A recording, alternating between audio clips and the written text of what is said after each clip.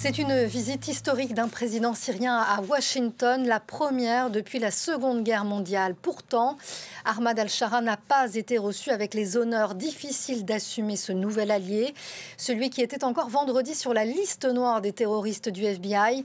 Peu de choses ont fuité. Washington a annoncé avoir autorisé Damas à ouvrir une représentation diplomatique aux États-Unis. Les Américains confirment aussi que la Syrie a rejoint la coalition internationale de lutte contre l'organisation État islamique. On fait le point sur cette rencontre avec Nicolas Chamontin. Comme si de rien n'était, Ahmed al-Shara salue des partisans réunis devant la Maison-Blanche. L'ancien djihadiste vient pourtant d'être reçu pendant près de 2 heures par son homologue américain, une première pour un chef d'État syrien, une rencontre positive, à en croire Donald Trump. Nous voulons que la Syrie devienne un pays très prospère et je pense que ce leader peut y arriver. Je le pense vraiment. Il a un passé brutal et je pense franchement que sans passé brutal, vous n'avez aucune chance. Une emphase qui contraste avec la discrétion de la visite d'El-Shara, alors que les chefs d'État étrangers sont généralement accueillis sur le perron de la Maison-Blanche, le président syrien est entré par une porte latérale.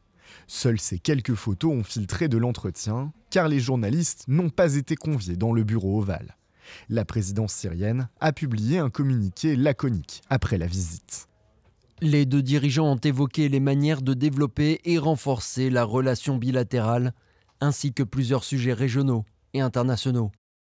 Donald Trump dit œuvrer au rapprochement entre la Syrie et Israël, avec lequel Damas est théoriquement en guerre.